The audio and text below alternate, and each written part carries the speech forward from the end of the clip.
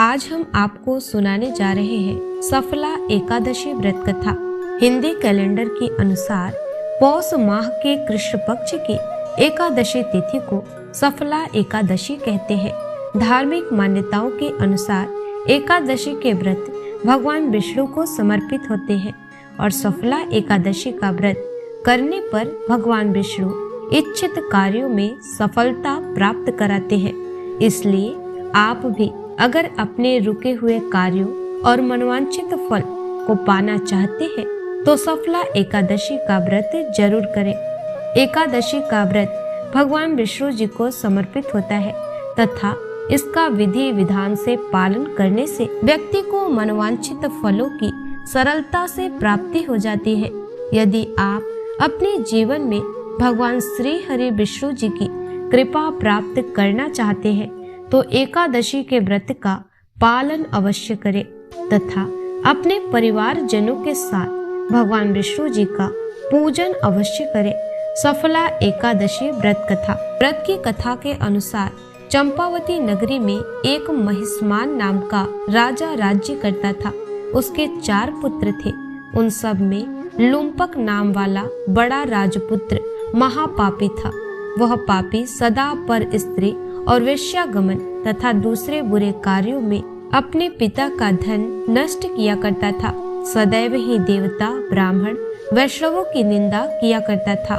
जब राजा को अपने बड़े पुत्र के ऐसे कुकर्मों का पता चला तो उन्होंने उसे अपने राज्य से निकाल दिया। तब वह विचारने लगा कि कहाँ जाऊं, क्या करूं। अंत में उसने चोरी करने का निश्चय किया।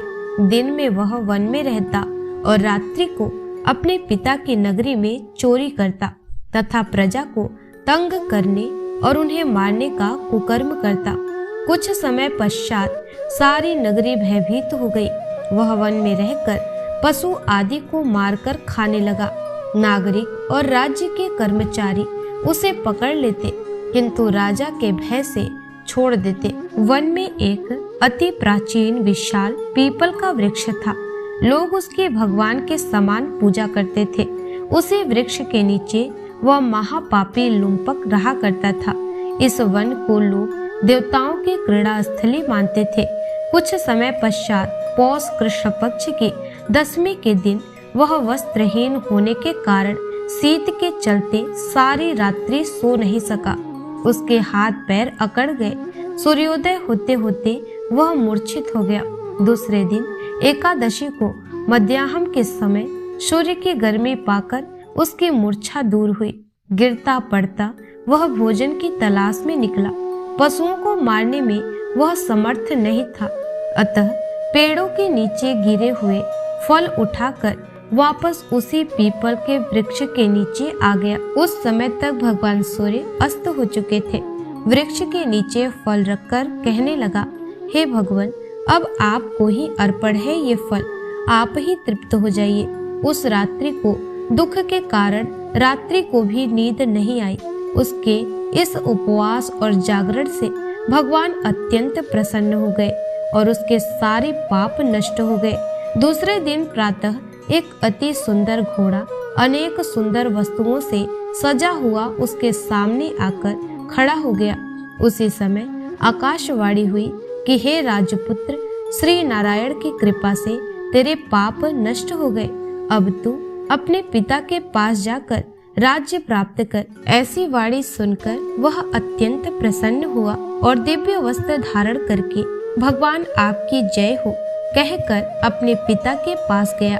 उसके पिता ने प्रसन्न होकर उसे समस्त राज्य का भार सौंप दिया और वन का रास्ता लिया। अब लुम्पक शास्त्रानुसार राज्य करने लगा। उसके स्त्री, पुत्र आदि सारा कुटुंब भगवान नारायण का परम भक्त हो गया। वृद्ध होने पर वह भी अपने पुत्र को राज्य का भार सौंपकर वन में तपस्या करने चला गया और अंत समय में वैकुंठ को प्राप्त हुआ। अतः जो मनुष्य इस परम पवित्र सफला एकादशी का व्रत करता है उसे अंत में मुक्ति मिलती है। जो नहीं करते वे पूंछ और सींगों से रहित पशुओं के समान है। इस सफला एकादशी के महात्म को पढ़ने से अथवा श्रवण करने से मनुष्य को अश्वमेध यज्ञ का फल मिलता है। तो भक्तों, आशा करती हूँ कि आप सभी को ये कथा पसंद आई होगी। ऐसे ही धार्मिक कथा को श्रवण करने के लिए हमारे चैनल को सब्सक्राइब कर लें। मिलते हैं नेक्स्ट वीडियो में, तब तक के लिए जय श्री हरि।